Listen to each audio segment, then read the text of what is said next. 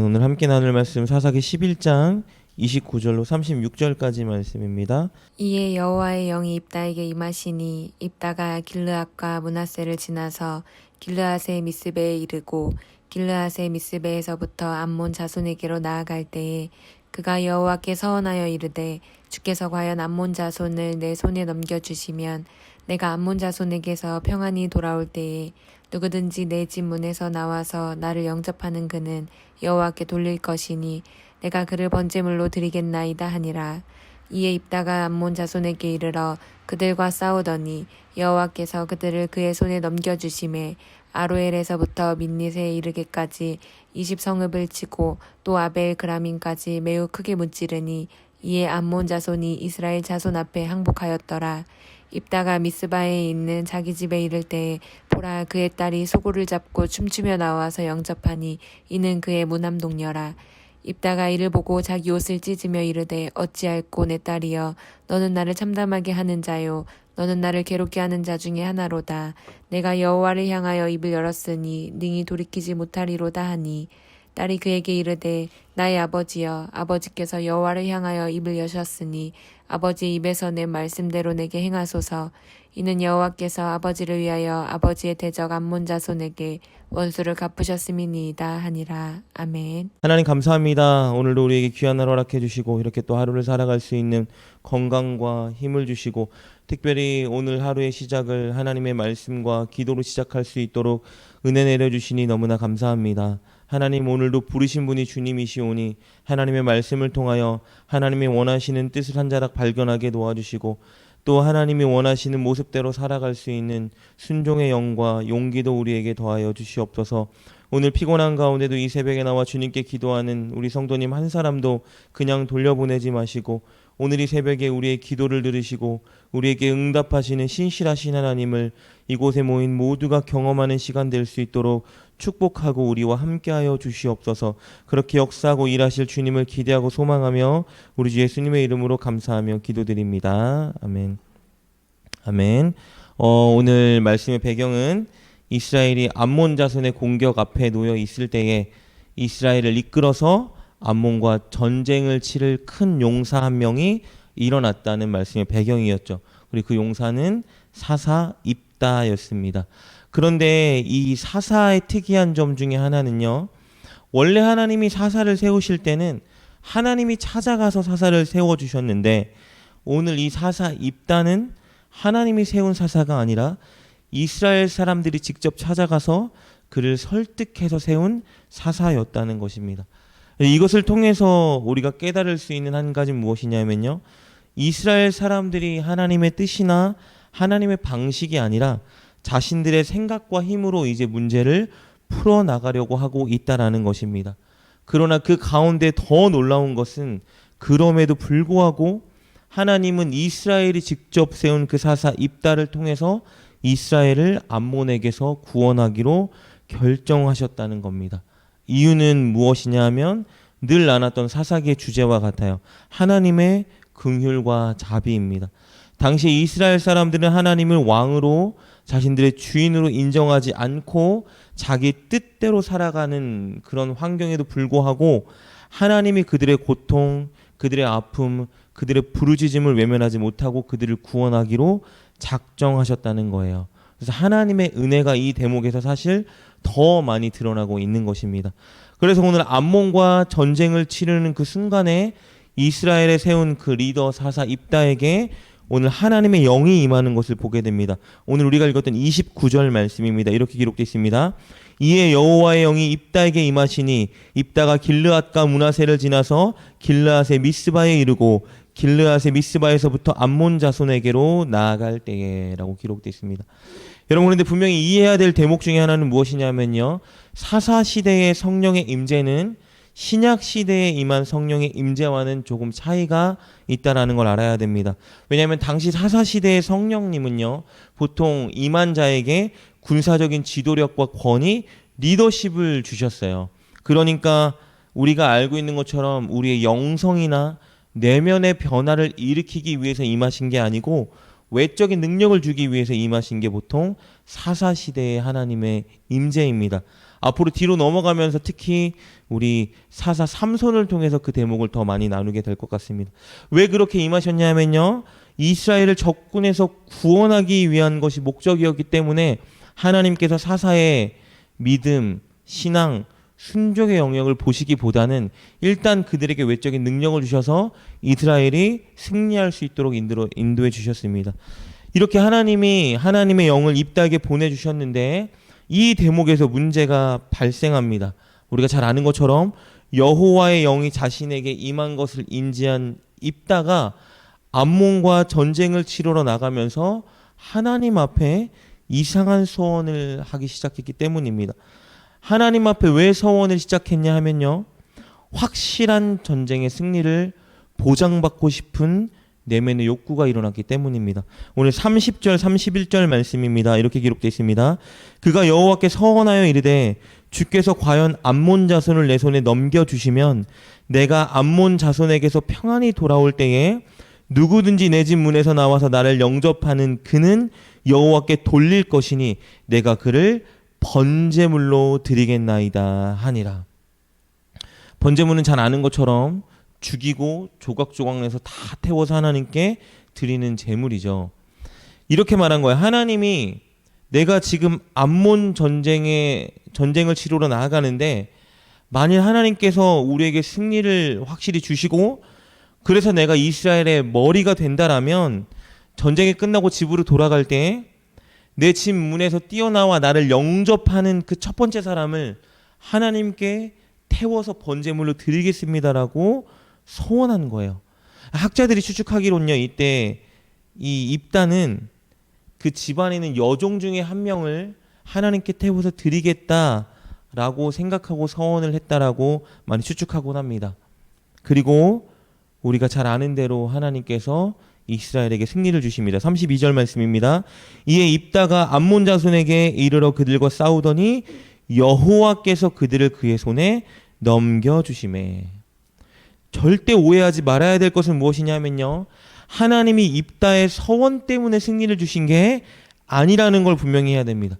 하나님께서 이미 이스라엘을 긍휼히 여기셨기 때문에 구원하기로 이미 작정하고 계셨어요. 그렇기 때문에 입다가 서원하기 전에 입다에게 하나님의 영이 임했던 것입니다. 어쨌든 승리를 취하고 승리감에 고취되어서 이제 집으로 입다가 돌아갑니다. 여러분 어떤 마음이었을까요? 입다는 우리가 그저께 또 어제 말씀을 통해서 나눈 것처럼 창녀의 아들로 버림받은 자였어요. 근데 이제 그랬던 그가 자기를 버렸던 민족을 위해 나아가 전쟁을 치렀고 이제 그 민족의 약속대로 머리가 되는 순간이 되었어요. 완전히 인생이 역전되는 순간이겠죠. 세상을 다 가진 기분으로 그렇게 자신의 이 존재감을 모든 사람에게 자랑하고 싶은 마음으로 집으로 발길을 향하고 있는 그때에 끔찍한 순간이 발생했죠. 왜냐하면 가장 먼저 그를 마중 나온 집사람이 바로 하나밖에 없는 그의 외동딸이었기 때문입니다. 34절 말씀입니다. 입다가 미스바에 있는 자기 집에 이를 때에 보라 그의 딸이 소고를 잡고 춤추며 나와서 영접하니 이는 그의 무남 동녀라라고 기록되어 있어요.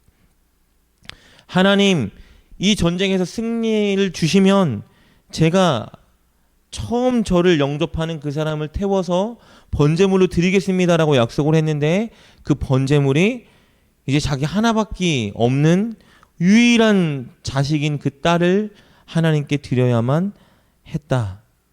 가장 사랑하는 존재였고 유일하게 자기 가문을 기업을 물을 자인데 이 무남 동녀를 하나님께 이제 죽여서 드려야 되는 순간이 찾아왔다라는 것이죠. 그때 그의 슬픔과 괴로운 마음이 35절에 기록되어 있습니다. 그리고 이 사실을 알게 된 그 딸은 서원의 길을 가기로 결단하죠. 36절입니다. 딸이 그에게 이르되 나의 아버지여 아버지께서 여호와를 향하여 입을 여셨으니 아버지의 입에서 낸 말씀대로 내게 행하소서. 이는 여호와께서 아버지를 위하여 아버지의 대적 암몬 자손에게 원수를 갚으셨음이니이다 하니라. 여기서 입다가 딸을 번제물로 드렸다라는 내용을 사실은 두 가지로 해석하곤 했거든요. 첫 번째, 하나님은 인신 제사를 받지 않으시기 때문에 아마 딸을 평생 처녀로 성전에서 봉사하는 자로 삼았을 것이다 라고 추측하는 분들이 계시고요. 두 번째로는 아니다. 실제로 딸을 죽이고 태워서 번제물로 드렸다. 왜냐하면 처음부터 입다가 번제물로 드리겠습니다 라고 서원했을 때에 그가 생각했던 번제물은 죽이고 태워서 드리는 번제물이었고, 그리고 입다는 이 당시에도 여전히 여호와에 대한 올바른 신앙이 아니라 이방신에 대한 우상숭배 사상에 영향을 받은 상태였기 때문에 실제로 딸을 죽여서 번제물로 드렸을 것이다. 이 두 가지 의견 중에 사실 대부분의 학자들은 문맥상 두 번째 내용, 실제로 입다가 딸을 태워서 번제물로 드렸을 것이다 라고 거의 의견이 추측하고 합니다. 오늘 말씀 이렇게 좀 안타깝게 마무리 짓는 장면을 보게 됩니다. 그래서 이 본문의 입다의 모습을 통해서 여러분과 오늘 짧게 두 가지를 나누고 싶습니다. 이 나누고 싶은 교훈 첫 번째 무엇이냐면요, 바로 우리가 바른 신앙관을 가져야 한다는 것입니다. 입다가 가졌던 신앙관은요, 약간 협상의 신앙관이었어요. 다시 말하면 조건 반사적인 신앙관이라고 말할 수 있습니다. 그러니까 누군가에게 무엇을 해주면 누군가에게 무엇을 얻어야 된다. 기브 앤 테이크라고 하죠. 그는 이런 신앙관이 조금 있었어요. 처음 이스라엘 백성들의 리더가 되어서 전쟁에 나가주시오라는 요구를 받았을 때에 협상 조건이 뭐였죠? 그렇다면 나를 이스라엘의 머리로 삼아달라는 요구였어요. 마찬가지 신앙관도 마찬가지였습니다. 하나님께서 승리를 주시면 하나님께 무언가를 드려야 된다라고 생각했어요. 이 대목에서 생각하면 되게 옳은 신앙관 같죠. 하나님의 은혜에 반응하는 신앙관이라고 생각할 수 있지만, 반대로 생각하면 이렇게 생각하는 거예요. 확실한, 하나님이 나에게 확실한 승리의 보장을 주시려면, 얻어내려면 나도 무언가를 하나님 앞에 먼저 드려야 된다, 걸어야 된다라고 생각했던 것 같아요. 그래서 하나님이 요구하지도 않았던 무리한 소원을 하는 것을 보게 됩니다. 여러분, 중요한 것은요, 근데 신앙은 절대 협상이나 타협이나 조건의 관계에서 맺어진 것이 아니라는 걸 우리가 명심해야 합니다. 하나님이 나에게 무언가 해주면 내가 하나님께 무언가 드리겠습니다라는 조건 반사적인 신앙관은 하나님이 기뻐하는 신앙관이 아니라는 거예요. 마찬가지로 내가 하나님 앞에 무언가를 드리면 하나님 나한테 무언가 이렇게 해주세요라는 신앙관도 하나님이 기뻐하는 신앙관은, 올바른 신앙관은 아니라는 거예요. 우리가 하나님께 무언가를 드릴 때는요, 절대 조건 반사적으로 드리면 안 돼요. 무언가 해주셨기 때문에 드리거나 아니면 무언가 내가 드리니까 주시겠지라고 생각하는 것은 올바른 신앙관이 아니라는 거예요. 우리는 그냥 하나님께 감사와 기쁨과 자원으로 드려야 하는 거예요. 하나님이 무엇을 지금 주시니까 하는 것이 아니고, 혹은 내가 이렇게 하니까 하나님이 주시겠지, 이게 아니라 이미 우리의 필요 모든 걸 다 아시고 다 주셨고 지금까지 채우셨고 앞으로도 채우실 그 하나님 앞에 우리가 무언가를 드리고 조건적으로 한다고 해서 하나님께 이득이 되는 것은 없어요. 그냥 감사하는 마음, 기쁜 마음, 자원하는 마음으로 하나님께 드리는 것이 하나님이 원하시는 올바른 신앙관이라는 걸 명심해야 됩니다. 두 번째 교훈은요, 올바른 신론을 가져야 된다는 거예요. 이 말은요, 말씀을 제대로 알아야 된다는 뜻입니다. 왜 하나님 앞에 번제물을 드리겠다라는 카드를 꺼냈을까요? 이방 종교의 영향을 받았기 때문이에요. 당시에 그가 있던 길르앗은요, 인신제사를 받는 금오스 신을 섬기는 자들이 많이 있었어요. 금오스 신을 섬기려면 때로는 자식들을 태워서, 불에 태워서 그 신에게 바쳤다라는 그런 학설이 아주 강하게 지배적입니다.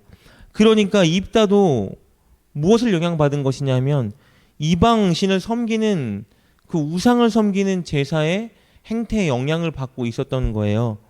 하나님은 결코 율법에 인신제사를 드리지 말라고 말씀하셨는데 하나님은 결코 그것을 기뻐하시는 분이 아닌데도 불구하고 하나님께 드렸다라는 거예요.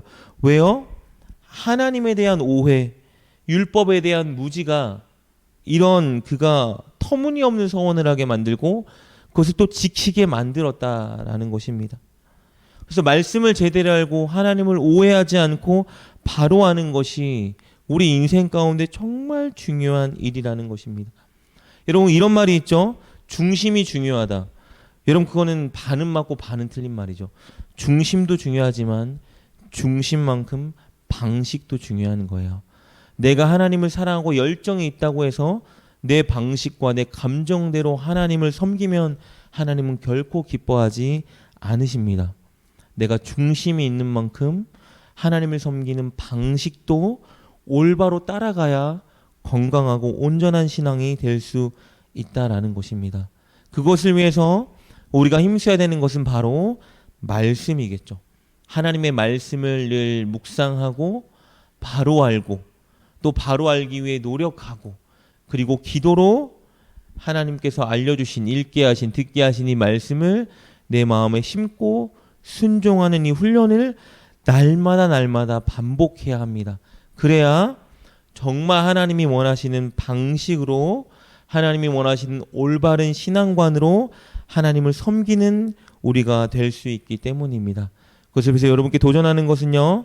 늘 말씀을 공부하시고 늘 말씀을 묵상하시고 어제 말씀을 읽었다고 오늘 말씀을 건너뛰는 것이 아니라 날마다 하나님을 더 알아가고 하나님이 원하시고 기뻐하는 방식을 더 알아가겠다라는 마음으로 말씀에 전념하는 여러분 되시길 축복하고요.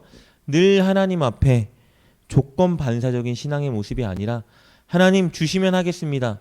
하나님 제가 이렇게 드리니까 꼭 해주세요가 아니라 늘 감사하는 마음, 기뻐하는 마음으로 저와 여러분의 왕이자 주인이신 하나님 앞에 자원하여 반응하는 저와 여러분 될 수 있기를 주님의 이름으로 축복합니다. 기도하겠습니다. 하나님 감사합니다. 우리를 주의 자녀 삼아주시고 우리가 셀 수 없고 이해할 수 없는 은혜로 날마다 우리를 인도해 주시니 너무나 감사합니다.